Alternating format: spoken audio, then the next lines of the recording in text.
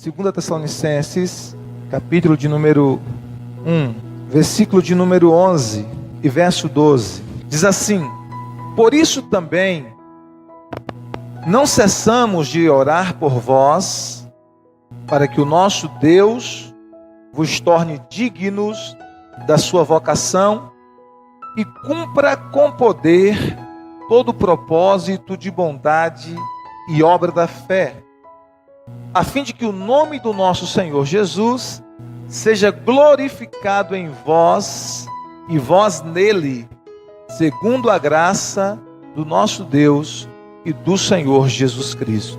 Amém?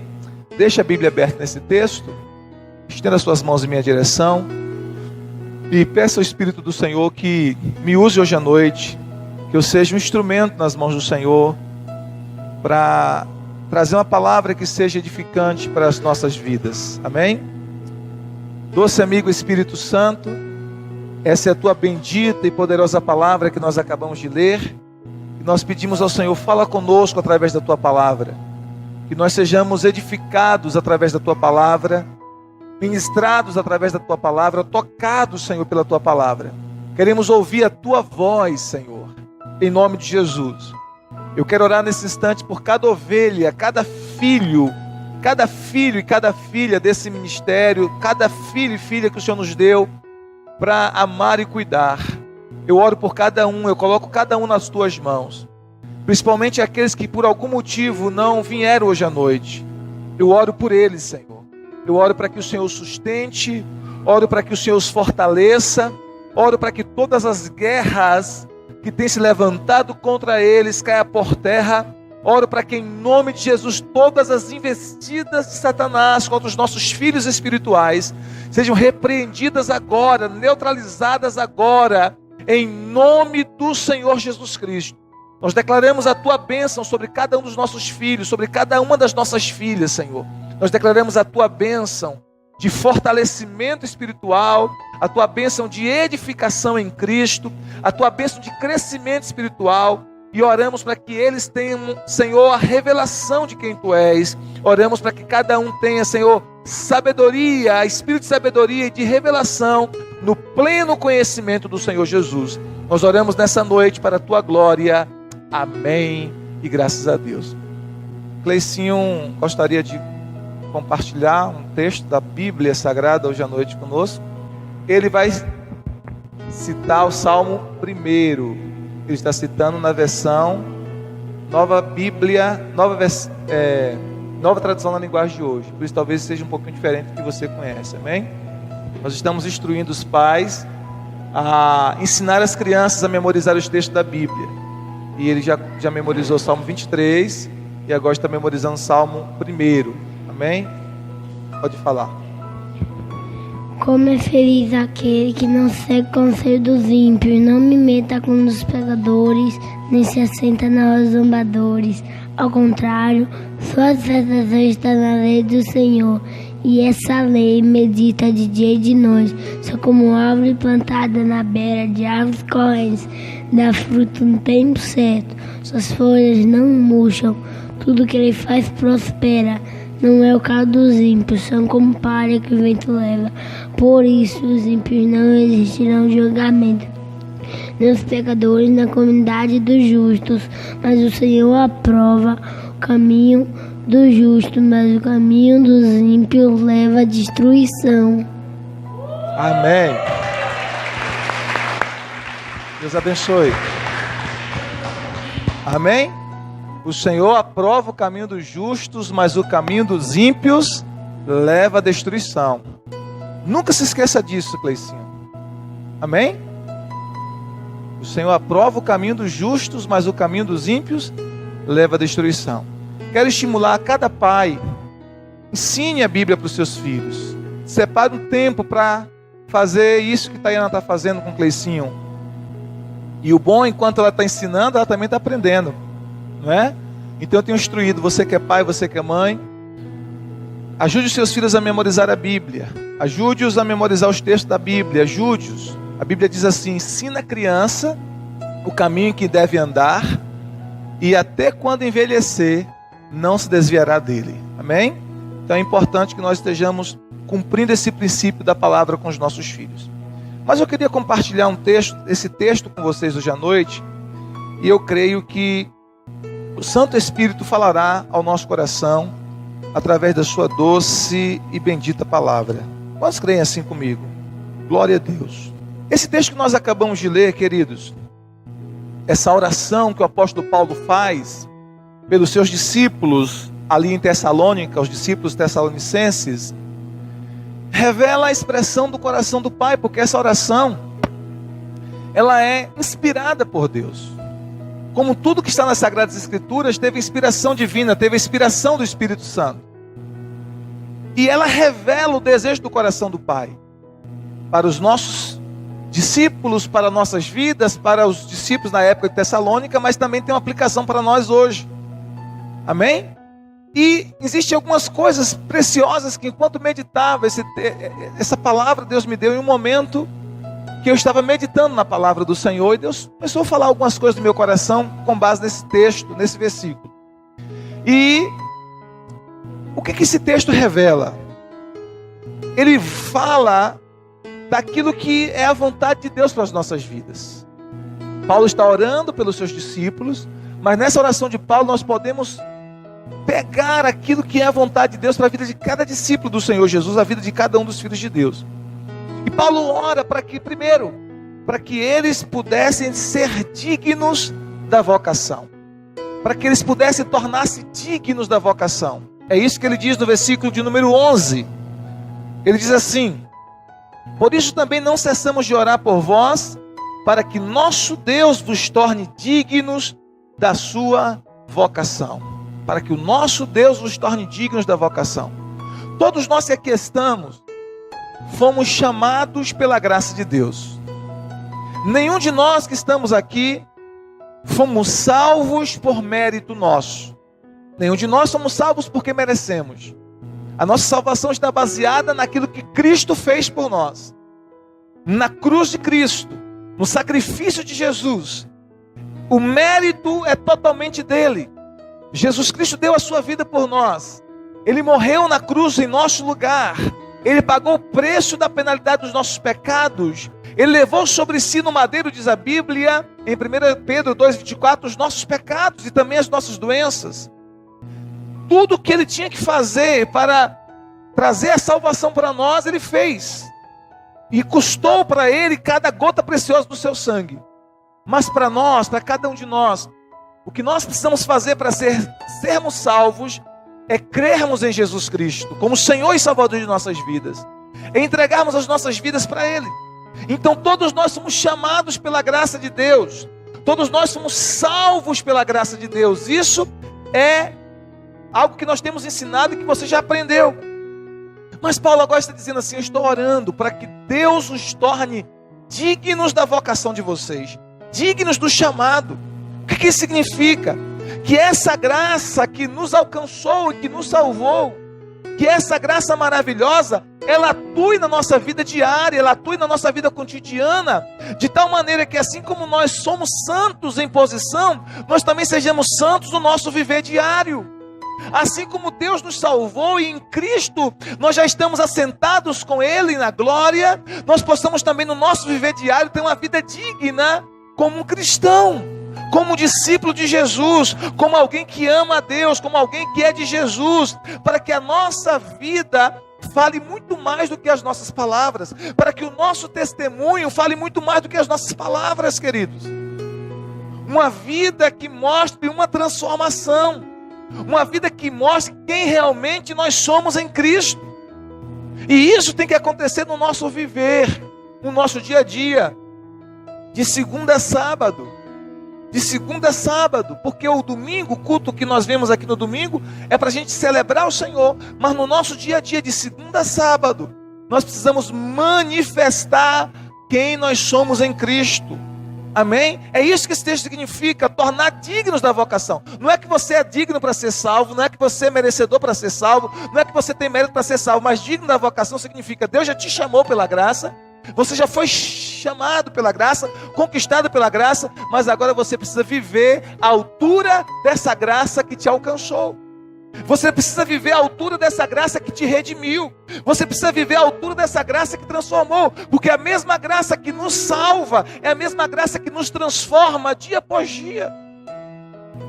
Em um esposo melhor, em uma esposa melhor, em um pai melhor, em uma mãe melhor, em um melhor funcionário, em um melhor patrão.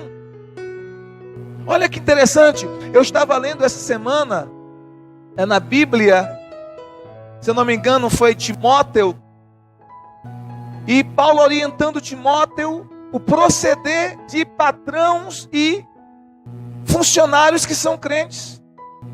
Deixa eu só conferir aqui se foi Timóteo mesmo. Ele orientando, ele dizendo, olha, você que trabalha para um patrão que é cristão, faça o seu trabalho bem feito, não faça mal feito só porque ele é cristão, mas faça como para o Senhor. E você que é um patrão que é cristão, faça o seu melhor em relação ao seu funcionário. Ou seja, nós fomos salvos pela graça e nós precisamos viver essa graça no nosso viver diário. Então, se você é patrão, você tem que viver essa graça no relacionamento que você tem com seus funcionários. Se você é funcionário, você tem que viver esse evangelho no seu relacionamento que você tem com seu patrão. Timóteo 6. Todos os servos que estão debaixo de jugo, considerem dignos de toda a honra o próprio Senhor, para que o nome de Deus e a doutrina não sejam blasfemadas. Aqui, claro, se a gente fosse aplicar hoje, Senhor e servo é patrão e funcionário. Amém? Paulo está falando na cultura da época, mas hoje nós fazemos a aplicação, seria patrão e funcionário. Então está dizendo o quê? Todos vocês são funcionários, considerem dignos de toda a honra o próprio patrão de vocês, para que o nome de Deus e a doutrina não seja blasfemados. Aí ele diz assim, também os que têm senhor fiel, ou seja, um patrão que é crente, não tratem com desprezo ou com desrespeito só porque é irmão. Ah, ele é crente mesmo? Não. Pelo contrário, trabalhe ainda mais para que ele, pois ele que partilha do seu bom serviço é crente e amado, ensina e recomenda estas coisas. Então lá mais na frente, se eu não me engano no capítulo, tem uma parte aqui também que Paulo aconselha os patrões. Mas o que eu quero trabalhar com você é o seguinte, é no seu viver diário. Então você como ovelha, como discípulo, como filho de Deus, lá no seu trabalho, você não vai fazer corpo mole. Você vai dar o seu melhor. Por quê? Porque fazendo isso você está glorificando a Deus com o seu trabalho. Você tem que entender isso. Eu não estou fazendo por homem ou para o homem. Eu estou fazendo para Deus. Amém? Eu estou fazendo para Deus. E o patrão que é cristão, que tem funcionários, ele vai tratar os funcionários de bem por causa de Cristo também. Por amor a Cristo. Ele vai manifestar essa graça no seu viver diário. E o marido vai tratar bem a esposa por causa de Cristo. Amém? No viver um trato fino, né, com a esposa por causa de Cristo. E a esposa vai fazer o mesmo com o marido por causa de Cristo. E os pais com os filhos e os filhos com os pais. Porque, queridos, escute isso. Ser crentes aqui no culto é muito fácil, sim ou não? Sim ou não? Ser crentes aqui no culto é muito fácil. Mas nós precisamos manifestar essa graça que nos salvou no nosso trabalho, na nossa empresa, no nosso casamento, nos nossos filhos, na forma que a gente trata um ao outro, no comércio. Como é que a gente, crente, compra e não paga, irmãos? Crente caloteiro não dá glória a Deus na sua vida, não glorifica o Senhor Jesus. Vocês estão entendendo? Como é que... Claro, escute, todos nós podemos nos apertar em alguma situação, nos embaraçar. Qualquer um pode acontecer isso. Se acontecer, o que você deve fazer? Procura a pessoa, justifica, diz, olha, aconteceu um imprevisto, me apertei, mas eu quero te pagar, eu quero honrar o meu compromisso. Mas tem gente, mesmo da igreja, que é viciado em comprar e não pagar, que ele já compra sabendo que não vai pagar, irmãos. Já compra sabendo que não vai pagar. Já compra para dar calote nos outros.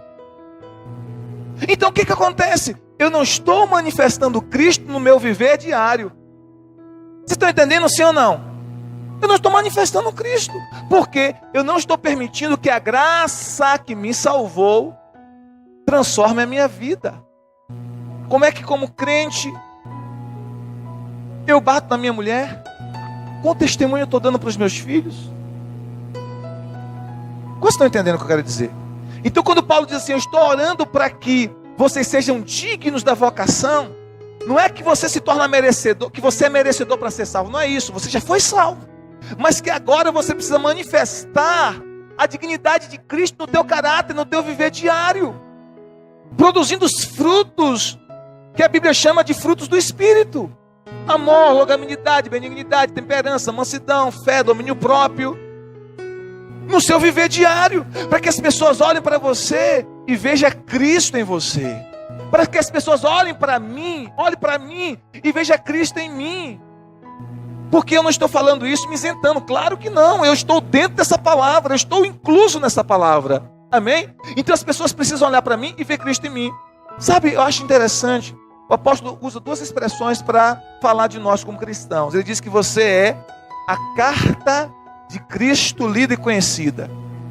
Então uma carta, o que as pessoas fazem com a carta? As pessoas olham para uma carta, elas leem a carta, e é isso que Paulo está dizendo, as pessoas estão lendo vocês, as pessoas estão nos lendo, queridos, elas estão nos lendo.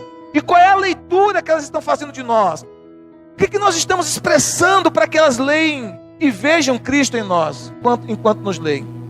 Ele usa uma outra expressão, ele diz assim: vocês são o bom perfume de Cristo. O que o perfume faz? O perfume exala um bom aroma. Então ele está dizendo, deixa as pessoas cheirar Cristo em você, deixa as pessoas sentir o cheiro, a fragrância de Cristo na sua vida. Por isso a Bíblia fala em 1 João capítulo 2, verso 6, todo aquele que diz estar nele, deve andar como ele andou. Todo aquele que diz estar nele, deve andar como ele andou. Então nós precisamos permitir, irmãos, escute isso, permitir que o Espírito do Senhor nos transforme. Não é por força, não é por força de vontade, é o trabalhar da graça de Deus em nossas vidas, é o trabalhar do Espírito Santo em nossos corações. Mas nós precisamos permitir, nós precisamos abrir o nosso coração para experimentar essa graça transformadora. Amém, queridos? Estão entendendo? Ele diz mais, ele fala assim, para que cumpra com poder todo o propósito da bondade. Estuda nos versículos 11 e 12, o texto que nós lemos. Ele ora para que vocês possam cumprir com poder todo o propósito da bondade. Há um desejo no seu coração de fazer o bem? Há um propósito no seu coração para o bem? Paulo está dizendo, eu oro para que se cumpra com poder esse propósito, para que vocês tenham poder para realizar esse desejo de bondade que já está no seu coração. A Bíblia diz que o Senhor é aquele que efetua em nós tanto querer como realizar segundo o seu poder que em nós opera. Ele quer realizar em mim e você o seu querer, o seu efetuar. Há um desejo de fazer o bem no seu coração, há um desejo de fazer coisas boas. Então ele está orando para que não seja apenas um desejo, para que não seja apenas uma vontade, mas que você tenha poder, capacidade espiritual para realizar o bem que Deus já colocou em seu coração realizar. O que Deus colocou no seu coração para fazer de bom? Ah, pastor, sabe, eu tenho sentido um desejo muito forte de evangelizar nos hospitais, de ir nos hospitais, de ir nas clínicas e evangelizar. Maravilha! Paulo está dizendo assim, olha, eu oro para que você receba poder para cumprir esse propósito de bondade. Porque não basta ficar só no desejo, queridos, a gente precisa poder para fazer o que Deus colocou em nosso coração. Ah, pastor, eu estou sentindo, sabe, um desejo tão forte de ajudar as pessoas carentes. Eu tenho um desejo tão forte de alimentar os famintos, de distribuir alimentos, de fazer um sopão e sair nos bairros carentes distribuindo, de entregar agasalhos para os mendigos na rua. Não basta ficar na vontade, nós precisamos de poder para cumprir esse intento. Ele está dizendo: olha, estou orando para que vocês tenham poder para cumprir todo o intento da bondade, todo o desejo de bondade que já há no seu coração. Então nós precisamos desse poder. O que Deus já colocou no seu coração? Ah, pastor, há um desejo forte no meu coração de estar com o meu pequeno grupo, com a minha célula. Eu quero abrir, eu quero abrir uma célula na casa de um irmão, na casa de uma pessoa que ainda não é crente. Eu quero reunir algumas pessoas lá nessa casa, eu quero começar a ministrar a palavra lá. E nós temos orado por você por isso. Temos orado para que todos os discípulos aqui entendam o quanto são especiais, o quanto são importantes e o quanto Deus quer usar você. O quanto Deus quer usar você. Eu quero profetizar e declarar que a sua célula será uma grande bênção. Um lugar onde pessoas serão salvas, libertas, transformadas pela glória de Deus. Amém? Edificadas pela glória de Deus. Onde haverá comunhão, edificação. Ah, então eu tenho um desejo no meu coração de abrir a minha célula. Você precisa de poder para abrir a sua célula. Não apenas o desejo, mas eu quero que Deus realize isso em mim. Não basta ficar no desejo, querido. Vocês estão entendendo o que eu quero dizer?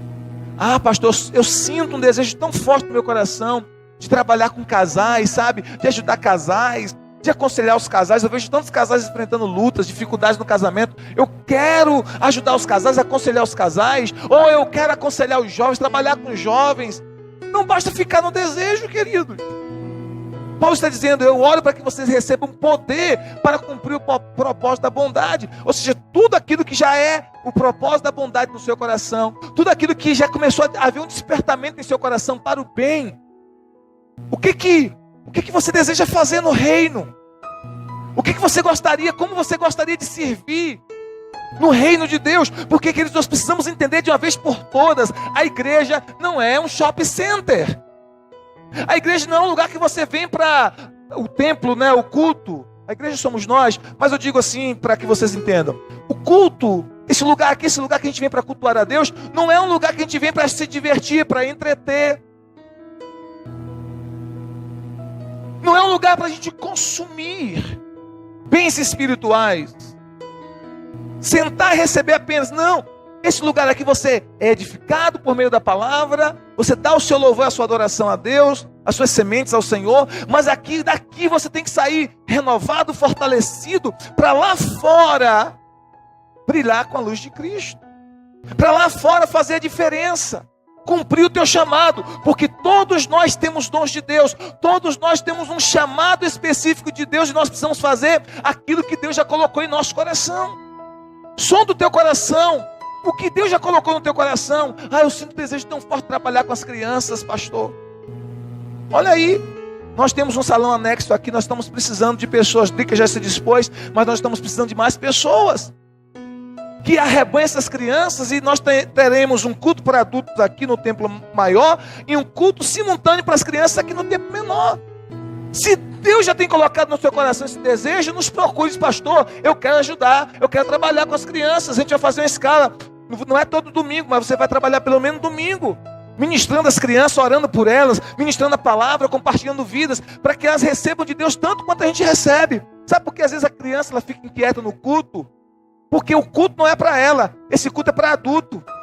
Quando é um culto de criança, formatado para ela, você precisa ver que o quanto ela fica atenta a tudo que está acontecendo, prestando atenção a tudo que está acontecendo.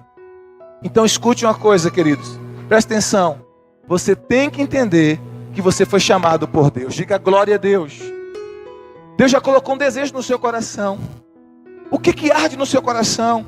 Ah, pastor, tem um desejo tão grande de ser um intercessor. Eu quero gastar as minhas noites orando pela igreja, orando pela cidade, orando pela salvação de vidas, orando pelos missionários. Arde um desejo no meu coração por missões, arde um desejo no meu coração de intercessão. Mas você precisa começar. Você precisa do poder para começar, porque Deus já colocou em você um propósito de bondade. Mas agora você precisa cumprir esse propósito de bondade que já está no teu coração, que Deus já colocou. Porque tudo que é bom vem de Deus. Ah, mas isso nasceu na minha própria cabeça. É de mim mesmo, não tem nada a ver com você, irmãos. Nós, seres humanos, somos egoístas por natureza. Se tem alguma coisa boa em você, pode ter certeza, foi Deus que colocou. Amém? Foi Deus que colocou. Então o que você precisa? Poder. para realizar aquilo que Deus já colocou no seu coração. Ele diz mais: para que vocês recebam também poder para cumprir com poder a obra da fé. Tudo no versículo 11. Porque essa é uma obra de fé. O trabalho que você faz no Senhor é um trabalho da fé. Tudo que você faz no reino de Deus é por fé. Não tem nada a ver com mérito ou esforço somente. É por fé. Ele diz: você precisa desse poder para realizar isso.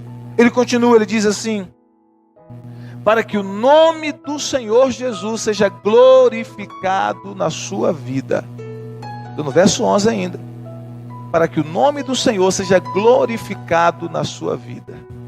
Amém? Diga assim para o seu irmão: você precisa permitir que o nome do Senhor seja glorificado na sua vida. O que a Bíblia nos ensina? Mateus capítulo 5, verso 13, a Bíblia diz assim: vós sois o sal da terra. Se o sal vier a ser insípido, com que se há de salgar? Para nada mais presta, senão para ser lançado fora e ser pisado pelos homens. Vós sois a luz do mundo. Não se pode esconder uma cidade edificada sobre os montes, nem se acende uma lâmpada e se coloca debaixo do alqueire, mas se coloca no candelabro, no velador, para que todos que estão na casa vejam a luz.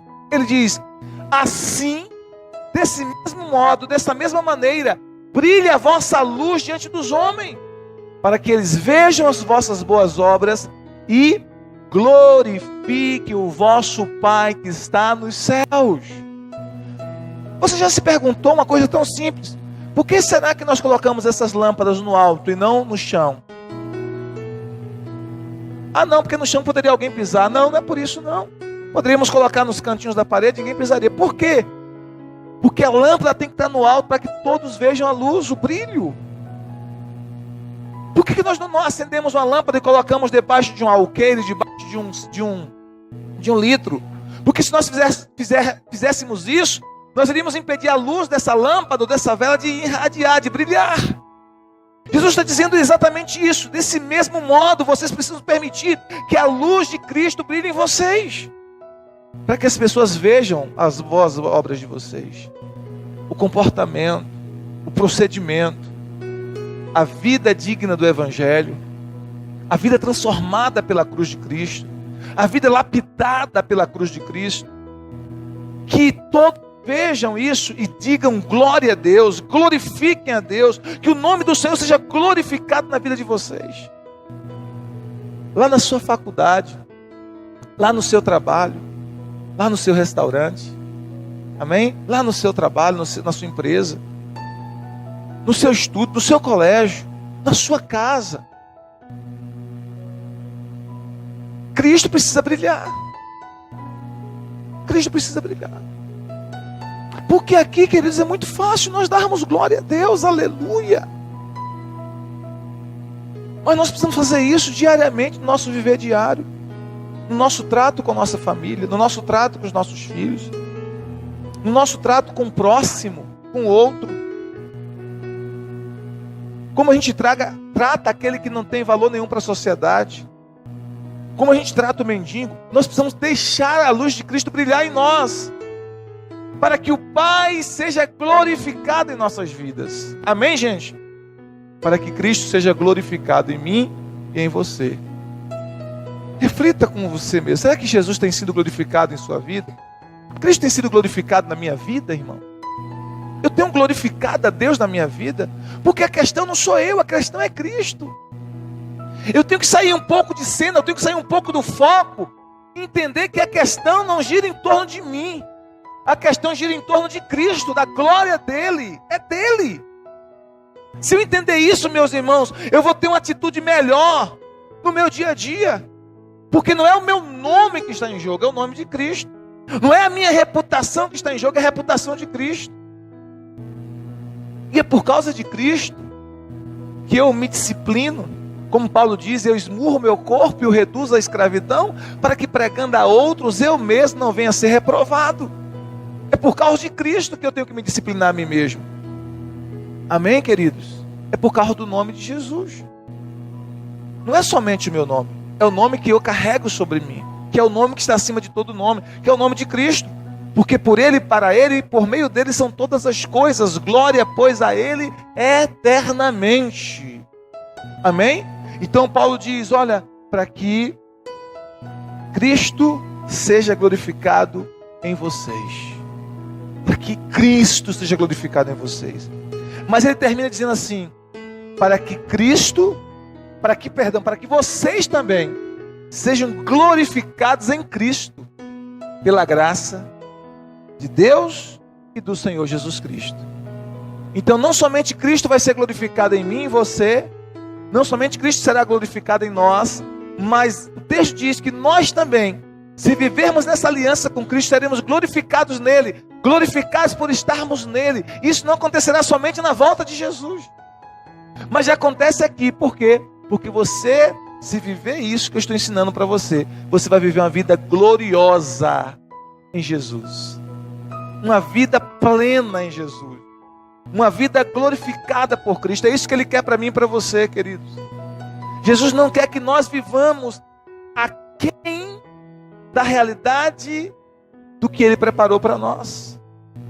Se nós soubermos e entendermos que tudo que Ele tem é o melhor para nossas vidas, que tudo que Ele deseja é o melhor para nós, irmãos, nós vamos pedir todo dia, Senhor, nos dê graça e força para viver como o Senhor deseja que nós vivamos, manifestando essa graça aonde nós formos, manifestando o bom perfume de Jesus aonde nós estivermos, manifestando essa carta aberta de Cristo aonde nós estivermos. Amém, queridos? Por que não tem um receptor ilegal na minha casa? Por causa do nome de Jesus, irmão, só por causa dele. Vocês estão entendendo? Então tudo você tem que pesar na balança, porque você é de Jesus. Diga para o seu irmão, você é de Cristo. Cristo precisa se manifestar em você. Amém? Cristo precisa se manifestar em nós, no nosso viver diário, lá no seu trabalho, no seu dia a dia, na sua casa, onde você estiver. Cristo em vós é a esperança da glória. Então Paulo ora para que esses 5 propósitos se cumpram em sua vida. Amém? E eu oro por isso também, para que esses 5 propósitos eles se estabeleçam na sua vida, no poderoso nome de Jesus. Fique de pé, eu quero orar por você nesse instante, em nome de Cristo Jesus. Quero orar pela sua vida, amém? Para que Deus os torne dignos da vocação, para que vocês cumpram com poder todo o propósito da bondade, para que cumpram com poder a obra da fé, para que o nome do Senhor seja glorificado na vida de vocês, para que vocês sejam glorificados em Jesus, pela graça de Deus, em Cristo Jesus. Amém? Levante suas mãos aos céus, oremos ao Senhor. Vamos pedir ao nosso Deus que torne realidade esse seu propósito para com as nossas vidas, em nome de Cristo Jesus. Pai querido e santo, Pai amado, eu quero orar nesse instante por cada um dos filhos e filhas espirituais, cada irmão e irmã que está aqui nessa noite. Toma os teus filhos em tuas mãos.